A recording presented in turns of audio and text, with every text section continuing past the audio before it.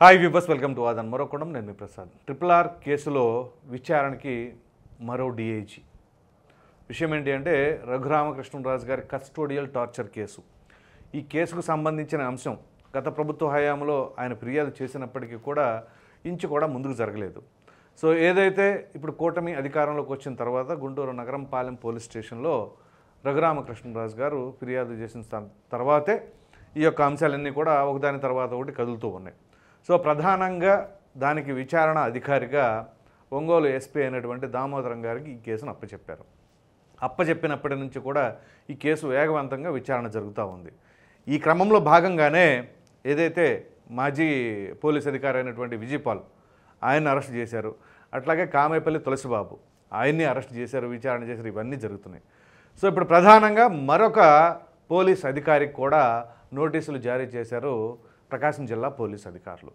So ఇంతకీ ఎవరు అనంటే జగన్మోహన్ రెడ్డి గారి హయాంలో సిఐడి డిఐజీగా పనిచేసినటువంటి సునీల్ నాయక్. సో ఆయనకు కూడా నోటీసులు జారీ చేశారు. సో ఇంతకీ ఆయన ఇప్పుడు ఎక్కడున్నారో తెలుసా? బీహార్లోని ఈ ఫైర్ సర్వీస్కి సంబంధించి డిఐజీ అధికారిగా ఇప్పుడు ఉన్నారు. సో ఆయనకి ఫ్యాక్స్ మరియు వాట్సాప్ ద్వారా ఈ యొక్క నోటీసులు జారీ చేశారు. సో రేపు అంటే సోమవారం ఒంగోలు ప్రకాశం జిల్లా ఒంగోలు ఎస్పీ ఆఫీస్కి ఆయన విచారణకు హాజరు కానున్నారు. ఎందుకు ఏమిటి అంటే ఏదైతే రఘురామకృష్ణరాజు గారి కస్టోడియల్ టార్చర్ సంబంధించిన ఎపిసోడ్లో ఆ సమయంలో ఆయన కూడా అక్కడ ఉన్నట్లుగా పోలీసు అధికారుల విచారణలో తేలిందట. సో ఇప్పుడు ఆ సునీల్ నాయక్ను కూడా విచారణ చేయబోతున్నారు.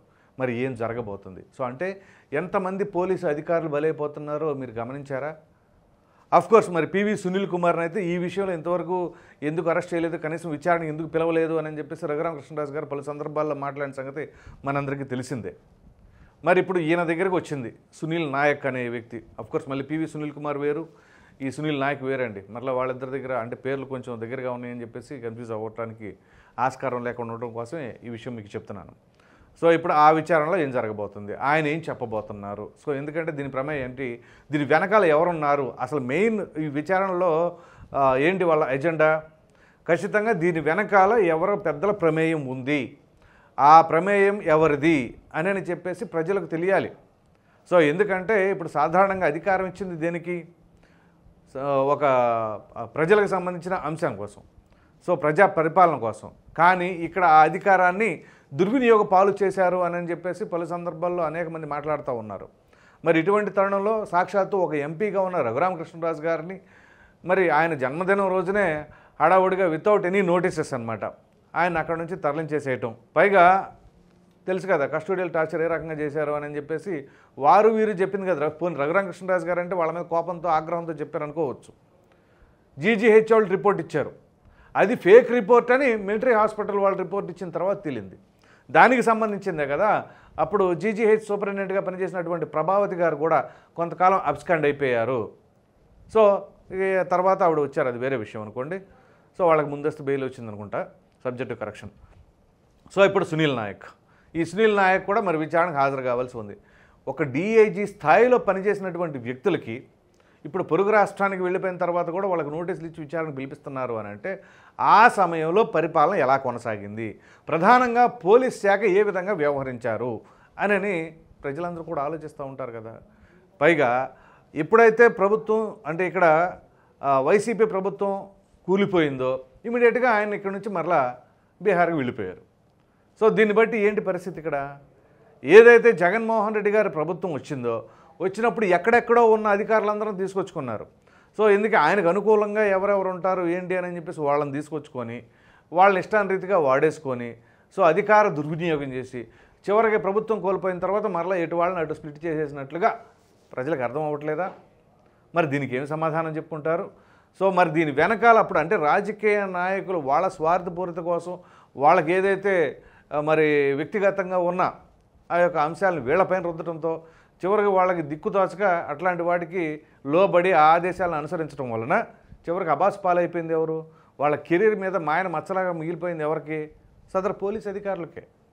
మరి ఆ పోలీస్ అధికారులు వాళ్ళ కెరీర్లో అంతటి మచ్చ వేసుకోవడానికి ఇంతవరకు ఎప్పుడైనా సరే ఏ ప్రభుత్వంలో జరిగిందా? ఇప్పుడే జరుగుతుంది. పైగా వీళ్ళే కాదు, కొంతమంది ఐఏఎస్ అధికారులు కూడా బలైపోయారు కదా. సో చివరికి వాళ్ళు కూడా పారిపోయే పరిస్థితిలో ఉన్నారు. సో ఏ ప్రభుత్వం దిగిపోయినా కానీ ఎప్పుడు రానటువంటి పరిస్థితులు వైసీపీ దిగిపోయిన తర్వాత కొంతమంది ఐఏఎస్ అధికారులకు, ఐపీఎస్ అధికారులకు ఈ పరిస్థితి దాపురించింది. సో మరి ఇటువంటి తరుణంలో రేపు అంటే సోమవారం విచారణకు రానున్న సునీల్ నాయక్ మరి ఆ విచారణలో ఏం చెప్పబోతున్నారు అనేది చాలా కీలకంగా మారబోతుంది. మొత్తానికి పట్టుబదలను విక్రమార్కుల్లాగా రఘురామకృష్ణరాజు గారు చేస్తున్న పోరాటానికి, ఎందుకంటే ఒక ఎంపీగా చేసిన వ్యక్తికే ఆ విధంగా పరిస్థితి తలెత్తితే ఇక సామాన్యుల పరిస్థితి ఏంటి అని చెప్పేసి అర్థం చేసుకోవాల్సిన అవసరం ఉంది కదా.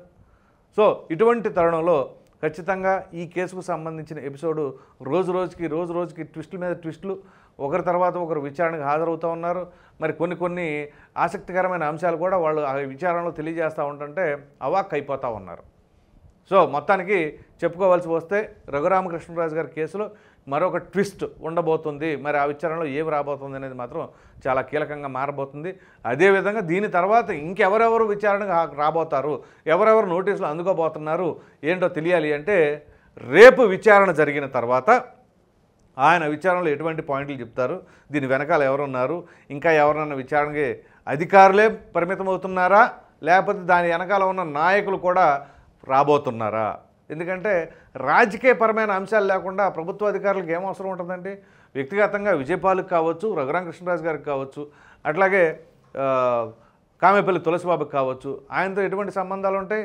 కానీ ఇక్కడ ఏదో రాజకీయపరమైన అంశాలు ముడిపడి ఉన్నాయి.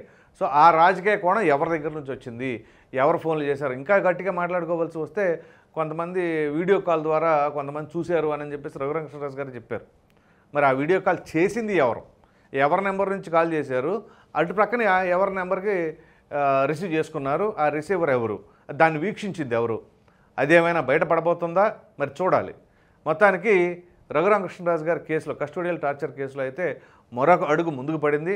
మరి చూద్దాం ఈ అడుగు ఎంతవరకు వెళుతుంది, మరి ఆ సునీల్ నాయక్ చెప్పబోతున్న మరి ఆ వాస్తవాలు ఏంటి, మరి ఆ అడుగు ఎవరి దాకా వెళ్ళబోతుంది, మరి ఎవరి తలుపులు తట్టబోతుంది, ఎవరికి విచారణ నోటీసులు వెళ్ళబోతాయి అనేది చూడాలి.